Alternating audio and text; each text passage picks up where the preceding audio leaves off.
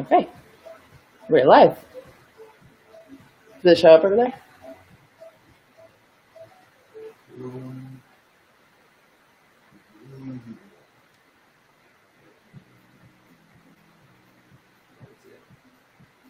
What if you just go to your regular Facebook feed and see if it shows up?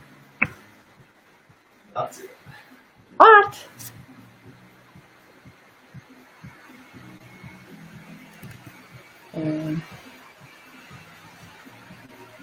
Let's see what happens. Yeah, see, it shows up on mine. See?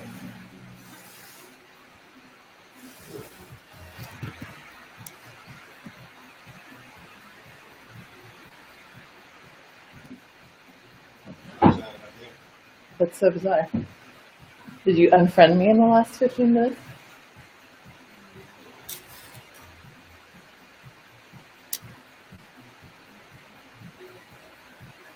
So I'm not sure if anybody is here live yet, but in case you're watching the replay, this is kind of an experiment, and this is my first time doing a Facebook Live together with another human, so that's new for me. I've only ever done 2 ever, so that certainly doesn't make me an expert. And we're also using BeLive.tv, which, if you haven't heard of it, is a really brilliant platform that allows you to do all sorts of fun things with Facebook Lives. So we'll see how it works. I wonder where we get to see, like in Facebook, it tells you if people My torso is so short. Like, I wonder if we can see. Why am I so short? I need like a phone. Because I'm sitting on my foot. That's why. Yeah. I need some phone books to sit on. Really tall Scandinavian over here. Oops. All right, let's put up this. Happy Cinco de Mayo. Is that better? Did you find your phone book? I'm sitting so properly like a school play. Okay, there we go. Yeah? Yeah. So I'm wondering if we're going to be able to see if somebody, like in regular Facebook Live, it tells you, there's a little number that shows you how many people are watching. I don't know if that'll happen here, but I'm sure that if anybody's watching this, will you write a comment and say hi so that we can see that you're here? This is the mirror effect. It's so trippy. We're actually on the other sides of each other. What happens to everybody? As you can see, this is super well organized. We have a very strict agenda that we're sticking to. What do you think? Should we start? I think we should start. Let's start it off. So the whole purpose for this, well, this isn't super thoughtful, but I just thought it would be fun I like Facebook Live. I'm trying to use it more, and I thought it would be fun to rope my poor husband into it against his will. Well, that's weird. There's a delay. So anyway, I'm going to try not to stare at my own mouth when I talk because that looks super weird. But I'm also trying to tilt my head, but it's going the opposite way because of the mirror effect again. So bizarre. Okay.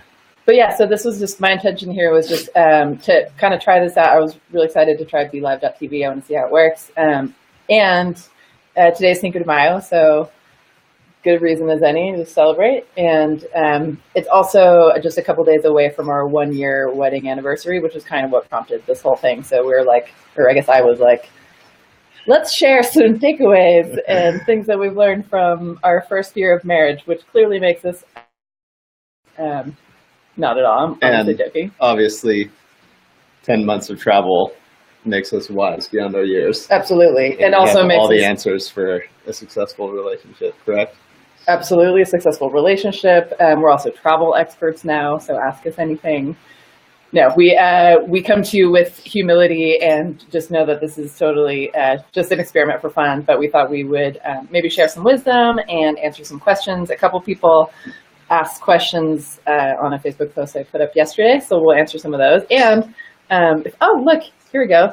There's the number. Oh, 0. 0 people All right, watching we're live. Yes. Totally gonna break the internet We're today. crushing it. But we can't act like there's no one here because it'll post the replay. So we have to still watch what we say. But so if anybody shows up live, you are welcome to ask questions. But since you're not here, you wouldn't know that. So I'm like transporting myself forward in time. It's really confusing.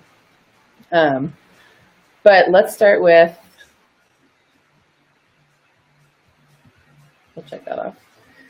Let's start with one question we got yesterday, which was why 10 months? Why 10 months?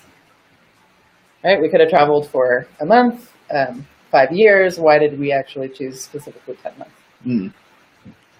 Yeah, I mean, most people, sort of the standard would be get married, plan your honeymoon, maybe go for a week or two, and then right back to real life. But yeah, what do you think? Why 10 months? Well, so one of the original limiting factors was the fact that I'm not a citizen. I'm a green card holder, an alien, which means that I'm not allowed to be out of the country for more than 1 year at a time. And so our original plan was, let's just make sure that we're back like by June 23rd, because we left on June 24th. So we knew that it would be a year or less, but we hadn't necessarily decided exactly how long that would be, and we were kind of playing it by ear. And then the closer we got to the spring arriving, we just started looking at like where we were and the countries we had planned left to see. And then we realized that there was a massive amount of snow in Lake Tahoe. And since we spent all of winter on beaches, essentially, we thought it'd be nice to get some snow too. So we decided to come back a little bit earlier than, like originally we were thinking May, mid-May or something. And we ended up coming back. Yeah, we had thought April. Originally commit to 1 year and sort of see how it goes. But I have some good friends in Costa Rica that kind of just, to be honest, out of nowhere decided, hey, why don't we go to Tahoe this spring for the end of the ski season? And they had already been to Whistler, I think, just after the New Year. And so these guys, guys that grew up in Costa Rica, not really super familiar with snow, since most people who have, haven't traveled to winter destinations have never seen snow in their lives. And a couple years ago, we all came up to Tahoe and just had an unbelievable time, even though the snow wasn't so great. And so catching wind of how much snow there was this season, they thought it would be really cool to tack on an extra ski trip this year and go to Tahoe. So it all happened kind of like overnight. My buddy was like, hey, why don't we check out the flights to Tahoe? And then like 20 minutes later, he was like, oh, I got a bunch of miles. And then he booked a flight for his girlfriend too. And then that sort of sealed the deal for us to say, awesome, why don't we come back a little bit earlier than planned and catch the tail end of the ski season. So, yeah. So 10 months, that's kind of how it happened. Just as a follow-up question, would you say that's a good amount of time? Absolutely. I mean, I would say any amount of, I guess it's, it kind of all depends on what you're going for. I mean, any amount of time traveling, in my opinion, is a good amount of time. So whether it's a week, whether it's a month, whether it's 3 months, whether it's a year, I guess it just kind of all depends what you want to get out of it. But and we were able to see a lot in 10 months. A lot. And 11 countries? I think it was 11. I think it was 11 countries in 10 months. Let's see, Sweden, Denmark, Thailand, Vietnam, Indonesia, Australia. Let me hold my hands up. Australia. Oh, wait, the mirror. New Zealand. Yep. Costa Rica. Yep. Panama. Ecuador. Peru. 11. Yeah. Yep. I would say too, for like anything longer than that, starts to be harder to be away from family for a long time. Of course, with our families, they're pretty spread out, so that depends on what you mean by that, I guess. But it was long enough to feel like we really got to see some beautiful parts of the world, and we were averaging, I guess, a month per country-ish except for like Panama and Denmark were only a few days, and then Costa Rica was like 3.5 months or something like that, or 2.5. But it was a good enough to see a lot, but also like keep moving. Yeah, I think it was really nice to be able to spend a significant chunk of time in one place, so you kind of get a little bit more of a feel, like an authentic feel of what the culture is all about, and really experience the country from maybe more of like a local's perspective, as opposed to just someone traveling through, going to stay, in a resort for a week somewhere where you could quite literally be anywhere and not really know the difference. It was nice to have a period of time. Even still, I would say that a month in a country, especially when you're moving around, and if you're in a big country like Australia, for example, or a country like Vietnam, which just has a massively long coastline and so many different places to see, it does feel a little hectic, constantly moving around every few days. So we were trying to minimize that in hopes of really kind of setting up shop and getting a feel for a certain place. And I think we did a good job there. But if I were to do it again, I would probably even slow it down a little bit more. I don't know. What about you? Yeah, I agree. I think for this particular trip, being our first extended trip together like this, I think it was perfect the way it was. And we learned a lot about kind of the timing that might work better later on when we go back out on trips. Maybe not exactly like this, but to go a little bit slower so we can. I think the big difference is a lot of the time on this trip, we still felt like tourists, except for when we were living in Costa Rica. And the slower you go, the less like a tourist you feel, and the more like a local you feel, which of course is a totally different experience.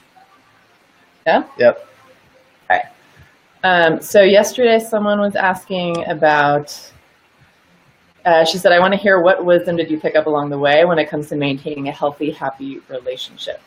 Do whatever your wife says. That is the correct answer. I think there are a lot of gentlemen out there that would agree with that statement.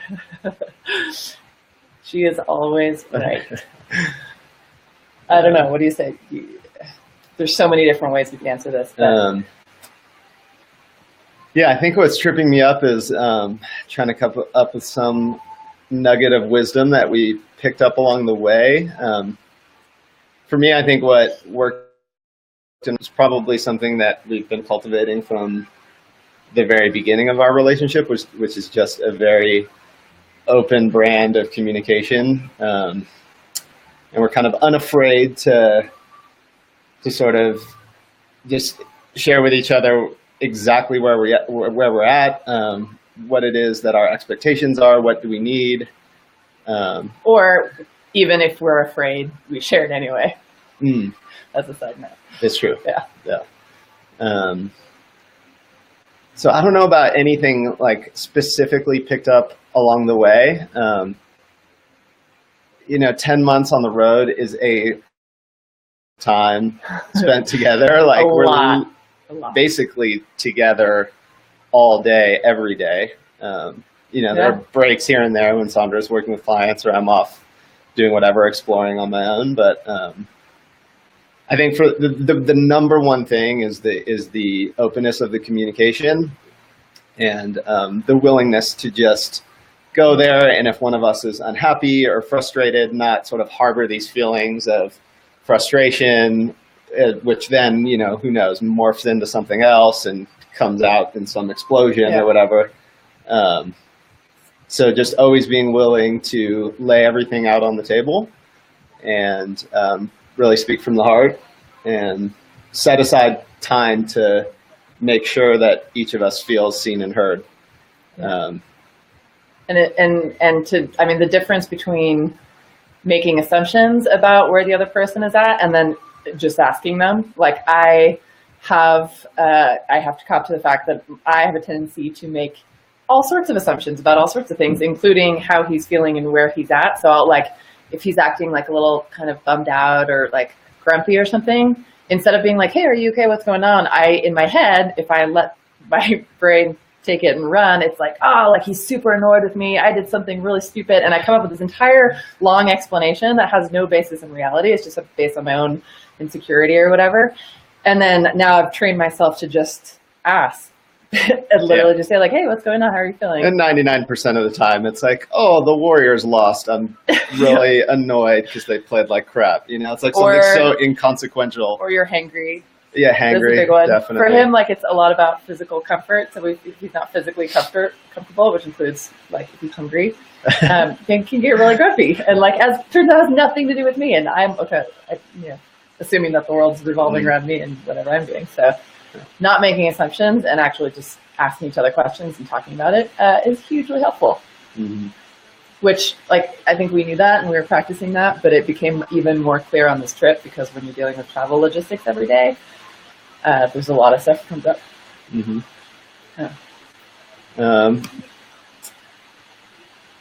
Anything else?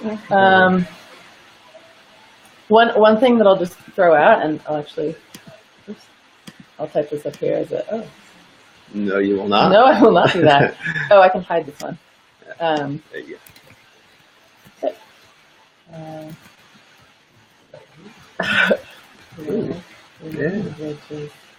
So a tip for anybody who's in any kind of relationship, whether it's a romantic or friendship or parent-child, whatever, something that's been hugely helpful for us is the actual tool itself is a test you can take on a website called 5lovelanguages.com. It's based on a book written by Gary Chapman. If you haven't heard of it, it's a great one. It's kind of old school a little bit in the language, but the concepts are fairly sound. And you don't need a tool like that.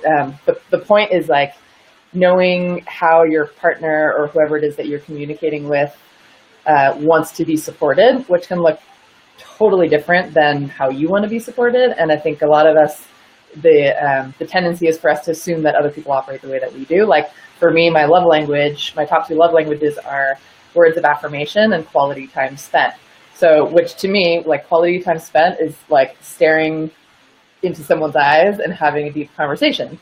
I also like to be affirmed verbally or written in different ways. But if my partner doesn't know that, and maybe he thinks that my love language is acts of service, maybe he's running around doing all this stuff for me. But to me, that doesn't land because what I'm really looking for is just the connection and the eye to eye and the heart to heart stuff. So we may be totally miscommunicating. So by doing something like taking the tests of the 5 love languages and identifying what mine are and what his are, and I see this with my clients all the time too, like just knowing, and again, like you don't need the tool. It could just be asking your partner, like, how can I best support you right now? Or what do you need from me right now? Or how do you want me to show you my love? You know, do you want me to buy you roses and chocolate, or do you want me to mow the lawn and wash the car? And it's especially helpful if you have different priorities with your love languages. Oftentimes, I find that, like for example, for me, if physical touch is sort of the highest of my love languages, I oftentimes sort of get lost in trying to. If I don't feel like I'm receiving enough physical touch, then in turn, I kind of end up sort of like projecting that absence onto Sandra. So it's like, you know, I come and like touchy-feely, trying to, you know, get a few hugs in or whatever. But for her, if her love language isn't physical touch, that's not necessarily helping. Like we oftentimes try to serve others with what our love language is, which isn't necessarily that helpful if we're not meeting the needs of our partner. And like, I have nothing against physical touch. I love physical touch. You can touch me all day long, but it's not my primary one. So I may not just make the connection there. And like, until I learned this whole system, I used to walk around being really frustrated because I just assumed all humans wanted the same level of like soul connection and deep conversation that I did. And every time I meet somebody, I'm like, show me your soul. And I'd get really confused when people wouldn't want to. Running the other direction. Yeah. Like, that's and restraining orders. No, but, so like for me, it's been really helpful just to know that this is something that's unique to my own needs. And so that also helps me give other people permission to not need the same things that I need. Like it's okay for someone not to want to go deep all the time and right away. Like I've had to get really good at small talk because I've realized sometimes that's like a much more effective, that's like also a gateway to the deeper stuff. But anyway, love languages, great tool, highly recommended. It's helped us a lot, and I think it's helped a lot of other people. So, what do we have next? I think before we move on to this one, I think we should talk about this one. Okay. Yeah, this is maybe a little bit of a follow-up to the question of what sort of wisdom we picked up along the way. And I guess this does fit in with that. And the tip is to, if you can, have clearly defined roles around certain things. This makes it just from the simple standpoint of like the day-to-day operations of getting through your life in a happy way. Like this makes it really, really simple. Like, for example, we started off thinking, oh yeah, we're going on this trip and we'll share the duties of planning. We'll just wing it. We'll figure it out as we go. Like, I'll book a place here and then you can take over and you can book a place there. And within like the first 2 or 3 days, we were like, oh my God, this is an absolute nightmare, because we're constantly like, we just didn't really know like who's going to be in charge of, what we're doing this day, who's going to be in charge of finding where we're going to sleep that day, who's going to be in charge of figuring out where we're going to go eat this day. And it was like a total nightmare, completely disorganized. And we finally just sat down and said, okay, well, you're the one working while we're gone. So, why don't you put as much energy into that as you can? I clearly have all this free time. I can totally be planning master. And so then that's how we did it. We just defined the role that I was planning master. So anything related to where we're going to go, what we're going to see, what we're going to eat, what we're going to do, where we're going to stay, all that stuff fell onto me. And that was great because I felt like I was being helpful. I was being useful. I felt empowered to have this role that was really important on a day-to-day basis. And it totally freed up all this space mentally for Sandra to be like laser focused in on her business and be like, okay, I don't have to worry about, how I'm going to get fed today or having a bed to sleep in tonight. And so in that way, I think just the defined roles really helped us just organizationally get through the day in a really efficient manner. Not to mention, just as a side note, that when we originally left and we're packing and figuring out who needs what, we were like, the laptop he had at the time was like this big heavy one. And I'm like, oh, I have the MacBook Air. I'll be using it for work. But like, we'll just share it. That's fine. Like, we'll pack light. And then we got to Sweden, which is where we spent the first 2 weeks visiting my dad. And like, I remember we're literally like in my dad's guest room, laying on a twin bed side by side, like all 4 hands, like we're playing some piano duet or something, like all 4 hands on the laptop, like literally fighting over the keyboard, looking at Airbnbs in Thailand. And we're like, that's kind of when the epiphany hit. We're like, this is so not going to work. Like, I'm like, no, go back a page. No, wait, scroll down. No, wait, and it's like, oh, that's just still not going to work. So sharing laptop, also not helpful. Not you great. Don't need them a lot. Yeah.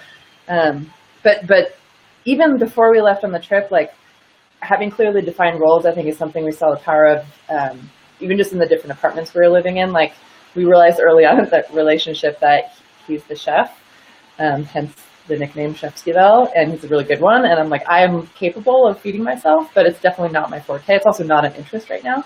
So I'd rather be focusing on work and stuff. So, but we hadn't talked about it. So I would walk around feeling really guilty because I felt like I should be cooking to like be a proper woman. Right. And so I was beating myself up, feeling guilty and like always saying I was going to cook, but then never doing it, which is confusing for him. And like, so eventually we just sat down. We're like, we decided that he's going to handle all the food, which means shopping, grocery list, planning, all the cooking. And then I would handle all the cleanup.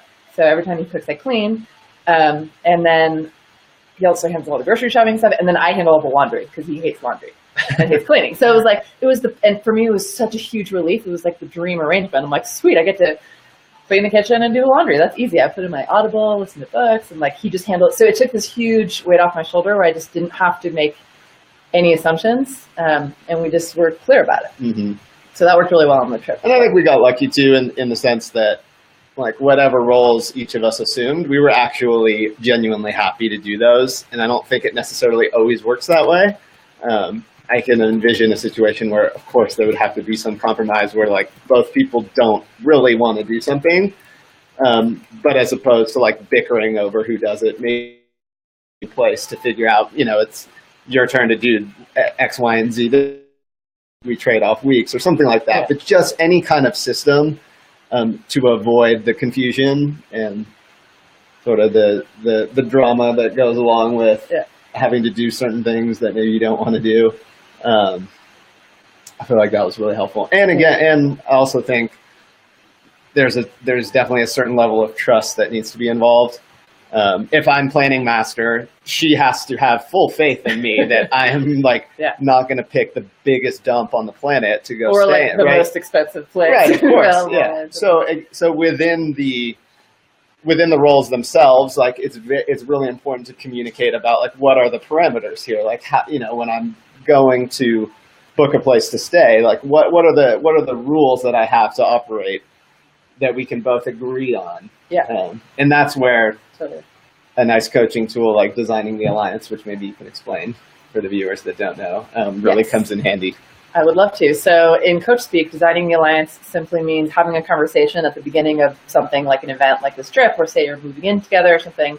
And you can do this with any person in any really context. But so to design alliance, you just sit down and have an honest, open conversation about what the expectations are. So on this trip, for example, before we left, we could sit down and define these roles. We could also say things like, here's how you can best support me on this trip. Here's things that I anticipate as being challenges, and here's how we can maybe work through them. So it's just allowing ourselves to be really open and honest and put everything out on the table from the get-go, and then you can always revisit it. So we do that a lot. Like we designed our alliance for this call, for example, before we got on it. But you can do it really in any context with it. Mm-hmm. Yeah? Yep. Sweet. Let's see.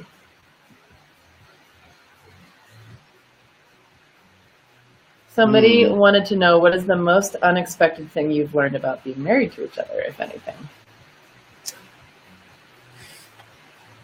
Interesting question. Good question.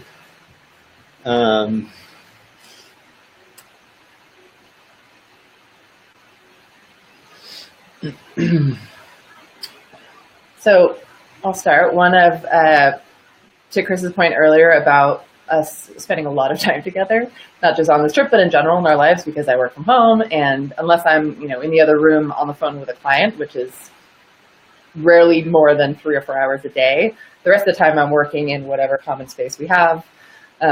We eat all our meals together. We actually work out together most of the time too. We do all this stuff. So one of the things that surprised me is how much time we could spend together and not be sick of each other.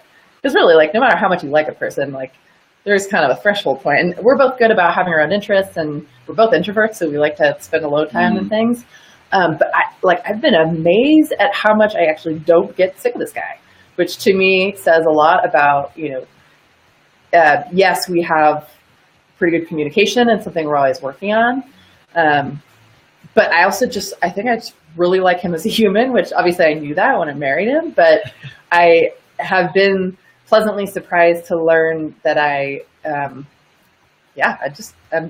impressed by how much I like your personality, I guess. And I feel like we complement each other really well too, which helps. Yeah. I'm really struggling with this one. Most unexpected thing.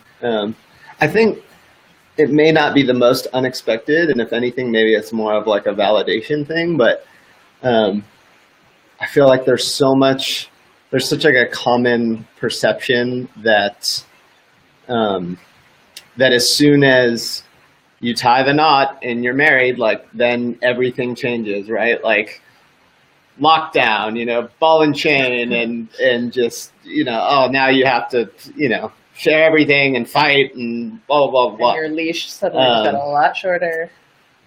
And I think, at least for me, the getting married was really important. But more than anything, it was about the ritual and the ceremony and being able to celebrate our love with the people that we were closest to, with our friends, with our family, and have that day just kind of commemorated and be special. Yeah.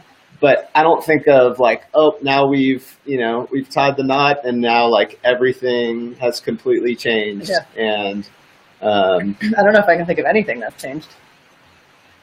Yeah, I know. We did save $300 on our taxes this year by filing jointly.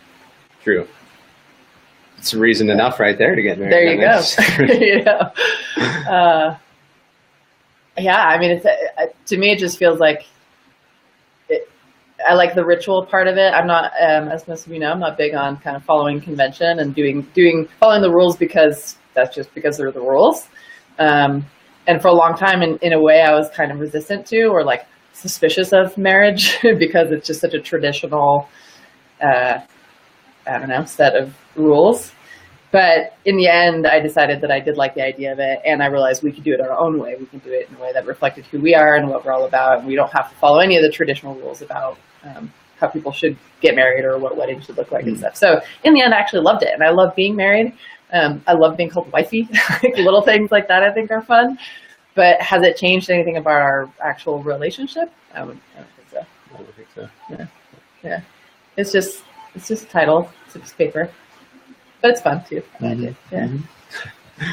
Glad you like it. I like it. I'll keep it. Anything else on that? Yeah, I can think of. Okay. Another question was, whoa. Oh, there we go. Yeah. How'd you deal with money during the trip? She said, I knew you were working. Was Chris also generating an income? How did we deal with money? Well, back to the clearly defined roles. We nominated Sandra as money master from the very beginning. And so again, that made it really easy. What else do you want to say about that? I would say in terms of how we, like logistically, how we dealt with it was yes. So we were both working, and then when we left, Chris left his job, which was very much an in-person physical job. So he couldn't do that anymore. My job's virtual, so I could. And so our agreement was I'll be working, and then eventually we divided up all the roles like we talked about earlier, where he's going to basically handle like literally everything else. So I could just focus on work and money. And, it was super helpful to have those clearly defined roles. Another thing that was, I was going to talk about logistics first. So the logistical part of it was, yeah, like, you know, we're not like trust fund babies or anything. We're not just traveling on savings. So logistically speaking, it was a combination of, we did have some savings and I was working the entire time. So, whole time I missed out on the whole trip.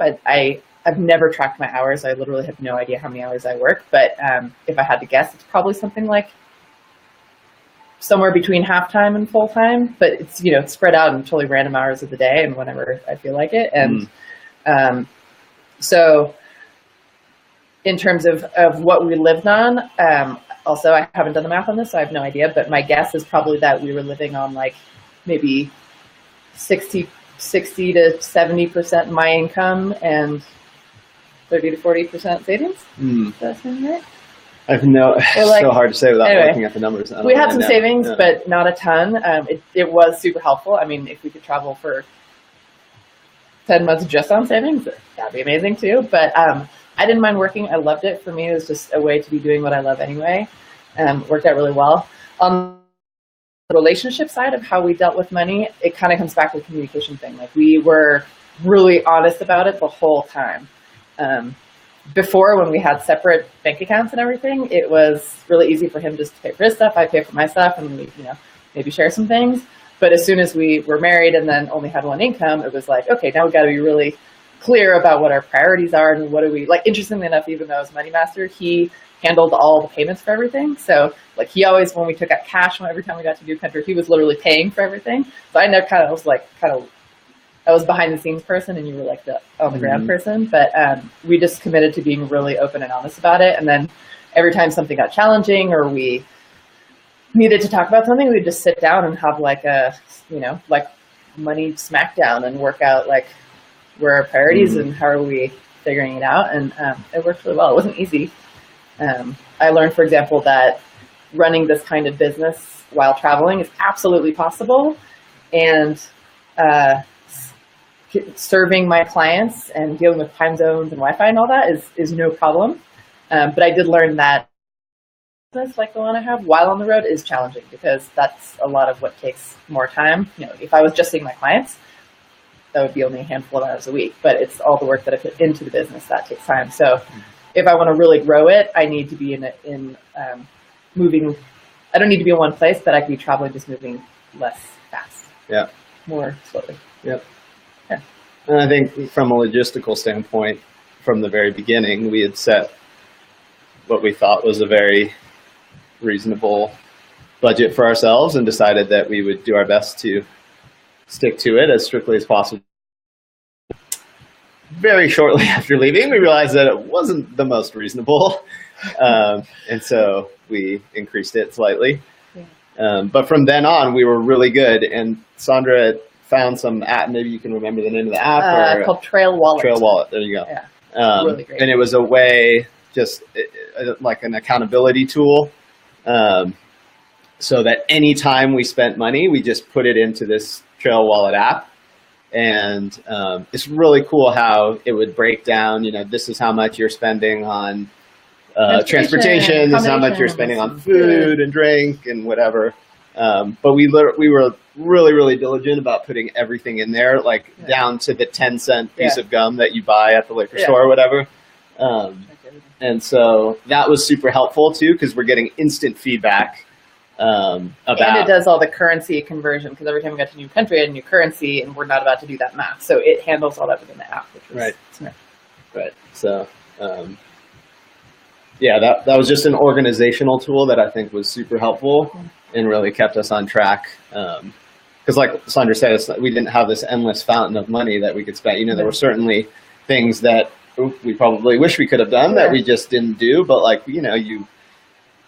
operating under the constraints that we had, I really think we did a great job maximizing our experiences, and while at the same time being super conscious of how we're spending money, where it's going, and just being on the same page. Yeah, absolutely. And one thing I will say too, and I'll pull this up, travel can be done very cheaply and creatively. So fun fact about our money situation that we realized, part of why we even took this trip was once we did the math and realized what was possible, the thought of traveling for 10 months sounds really expensive, right? But once I started looking at travel bloggers and reading kind of what people spend in which parts of the world, of course, we also chose the parts of the world we went to pretty intentionally. It's amazing what you can do for pretty cheap. If you've heard of, what's his name? Nomadic Matt. He wrote a book called Travel the World on $50 a day or something like that, which is kind of where we originally got our budget from. It's very much possible to travel on $50 a day if you don't eat out, if you stay in hostels with no AC, if you rarely buy alcohol, things like that, and if you don't really do many tourist activities and attractions, right? And yet, so that is, if that's an extremely cheap version of it, then there's the super baller version. We probably ended up somewhere in the middle range, right? We didn't want to stay in hostels with no AC with a bunch of 22-year-old backpackers, as fun as that would be. We're too old for that now. And we did cook at home a lot, and we ate out some of the time, especially in places like Southeast Asia where it's so cheap. We'd go to bars and have drinks, but maybe only a couple, and then we'd buy a bottle of wine for home or something like that. So we spent money on the things that we thought were meaningful, mostly on experiences. And then, we tried to buy plane tickets with mileage and stuff like that. What we did realize before we left was that we could travel around the world at least the way we wanted to, for the same cost or cheaper than living in San Francisco. Mm-hmm. So the app, our monthly expenses, in case anyone's curious. Some places it was $5,000 a month for two of us, including all the transportation, accommodation, food, all of that. Other places it was $2,000 a month. So, but on average, over 10 months, it was about $3,500 a month, which, if you live in San Francisco, you can barely you can find pay the rent on a one-bedroom. For that, I think one-bedroom average is maybe even up to $4,000. Yeah. So for the cost of living in an apartment, not including food or anything else, we could travel the world. Mm-hmm. Yeah. So I think all that to say, travel doesn't always have to be thought of as this unattainable thing or something you need to save up forever so that you can go spend a ton of money to go stay at a resort. So by all means, if that's how you want to travel, that's awesome. Go do it. Yeah. But there isn't just one way to do it. In a lot of ways, I think we had such an authentic experience by trying to save money in certain places. And in doing so, we probably ended up getting more of a local feel, staying at more Airbnbs to meet people, cooking at home. I think just for me, who's so interested in food, a really interesting, cultural experience is just going to a market in another country, whether or not it's a farmer's market or even like a supermarket, and just sort of taking in all the different things that they have and seeing what you can create with different ingredients that you're not used to using. But in a way, I think travel hacking and using little tips to save money ends up being kind of like a fun little game and gives you a really cool insight into what more of a local experience might be like. Absolutely. Yeah, it's a typical comment, not just for us, but that we hear from other travelers too, or people who are living kind of nomadically or quote unquote freedom lifestyle, is like, oh, you're so lucky. I wish I could do that. And most of the time I'm kind of like, hey, I think we're lucky, but we're not doing this trip because we're lucky. We're doing it because we decided to, and we figured it out, and we made some sacrifices and prioritized experiences.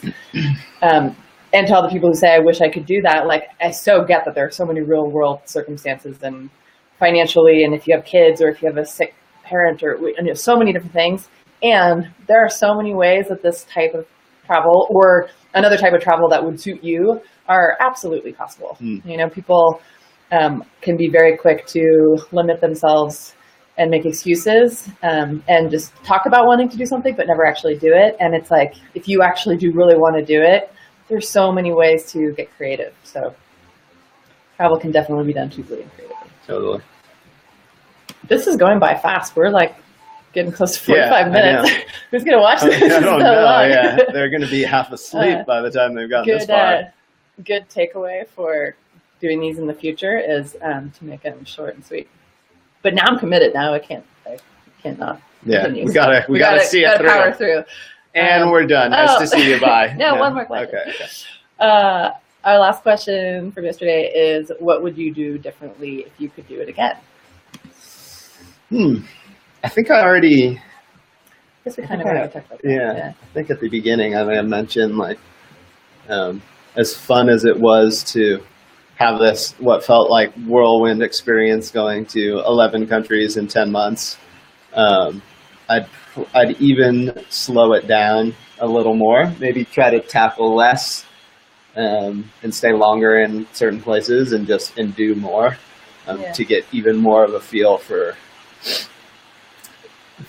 whatever specific place it is that you want to see. I think of the extended time we spent in Costa Rica, where we actually were able to sublet a little apartment on the beach and just get into an everyday routine of what it would literally be like to live there, because we were living there as locals. And so those experiences to me are the most fun and the most rewarding, just to kind of settle down, not settle down, but you know what I mean, get a more stable feel for what a specific place was like. So yeah, it's hard to come up with things I would do differently. Honestly, I'm very satisfied with what we did. I wouldn't necessarily change anything. I would maybe not get bitten by a dog in Peru a few weeks before we came home. That's a whole other story. But I don't think I would do. I don't regret anything. I wouldn't change anything. But in terms of what we learned and what I would apply for next time, two things. One, packing. Two, food. So on the packing front, we packed very lightly. Each of us had a bit. What was it? How many gallons? 55-liter backpack. 55-liter was a big one on our back, and then on our front, a little day pack with use for day stuff. But we packed pretty lightly. I mean, each one was 10 kilos, the big ones. I think towards the end, it's funny because they started pretty light, and then they got heavier. I can't really think of what I accumulated, but for whatever reason, it was just getting heavier. so we packed relatively lightly, and I think next time I would go even lighter. Like there were things we brought, like we were being super responsible in terms of we had malaria pills and like first aid kits and like emergency blankets and all this stuff. Thanks, Mom. And a lot of that we didn't use. I think we maybe like used one Band-Aid or something. A lot of things. I brought my mermaid tail, which I carried around for 10 months and did not wear. Just little things like that. So I'd pack lightweight stuff. And then number 2, on the food front, I mean, we ate so much amazing food, and by far all the best food was the cheapest food that was street food from like the little guy with the cart on the side of the road.